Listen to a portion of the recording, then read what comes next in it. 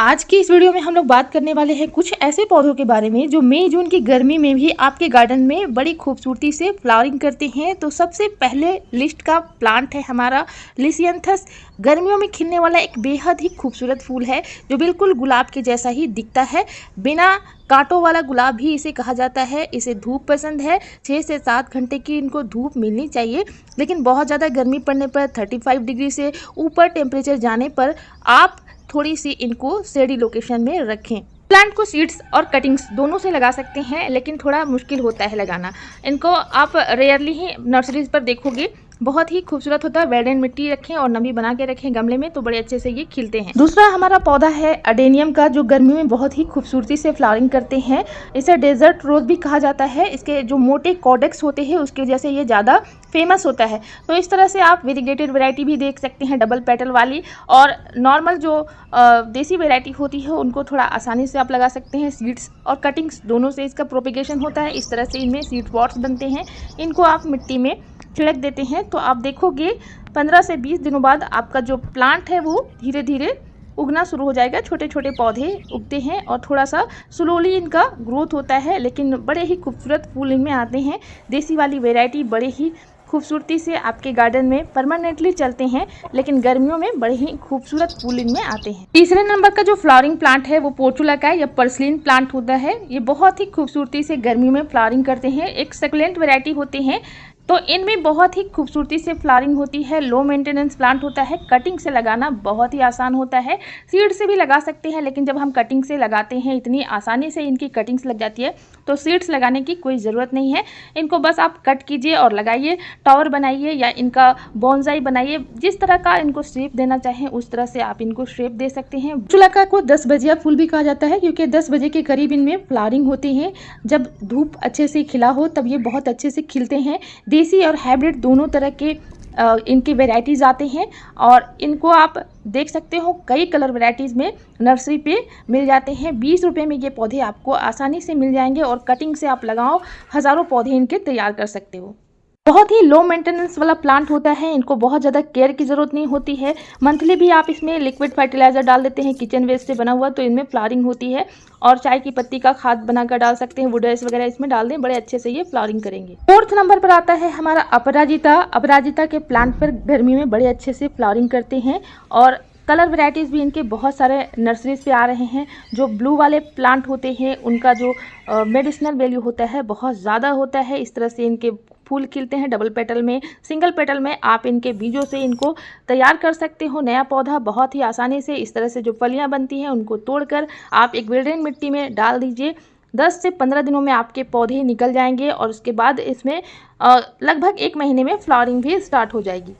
5वें नंबर का जो पौधा है वो गर्मियों में बड़े खूबसूरती से फ्लावरिंग करते हैं, और इसमें खुशबू लाजवाब होती है। इसे मोगरा का प्लांट कहते हैं, या जास्मीन प्लांट भी आप कह सकते हैं।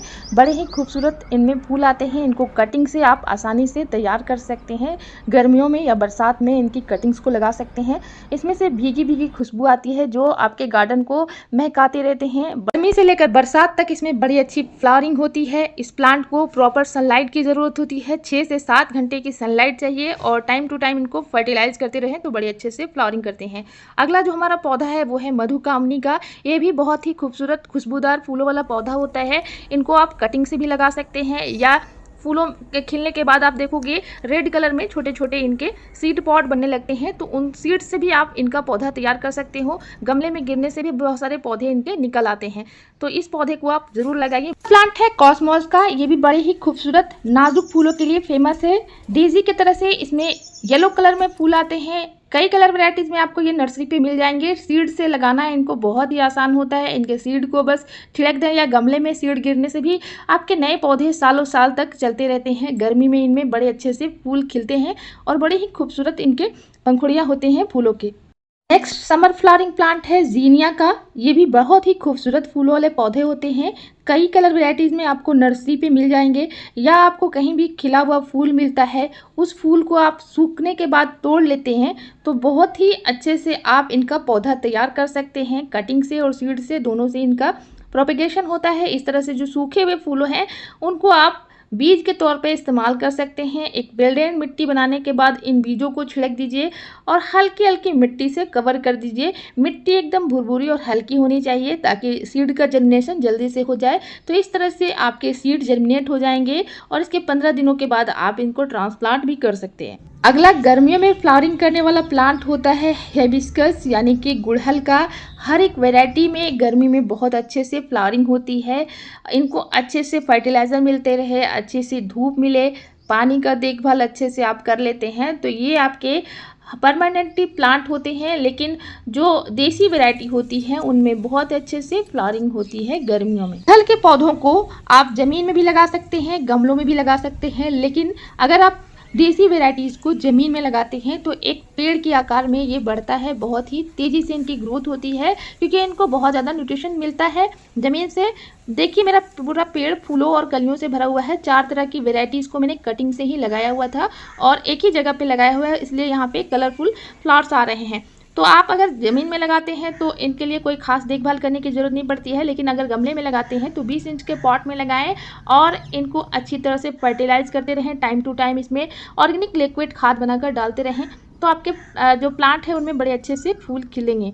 अगर आप मिट्टी का गमला लेते हैं तो बहुत ही ज़्यादा इनमें फ्लावरिंग होगी। गर्मियों में आपके पौधे बड़ी तेज़ी से ग्रोथ करेंगे।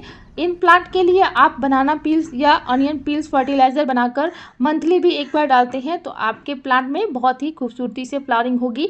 मैंने कटिंग से कई पौधे इनके तैयार कर रखे हैं तो इसको आप कटिंग से भी ग्रो कर सकते हैं। बहुत ही आसानी से इनकी कटिंग्स लग जाती हैं। देसी वाले गुड़हल की कटिंग्स को हम आसानी से लगा सकते हैं। बहुत सारे पौधे मैंने कटिंग से ही तैयार किए हुए हैं।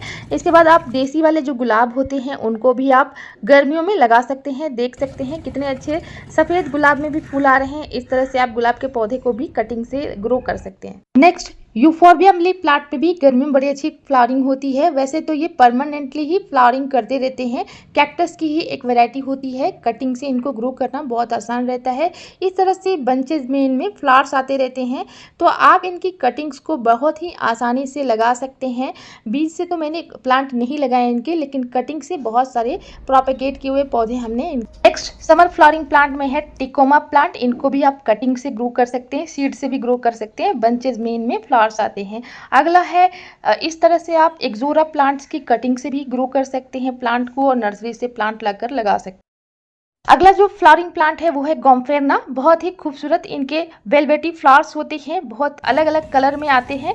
तो इनके जो प्लांट होते हैं उनको सीड से आप बहुत ही आसानी से तैयार कर सकते हैं। वैसे इनके फूल महीनों तक आपके गार्डन में खिले रहेंगे, बहुत अच्छे से खिलते हैं ये फूल।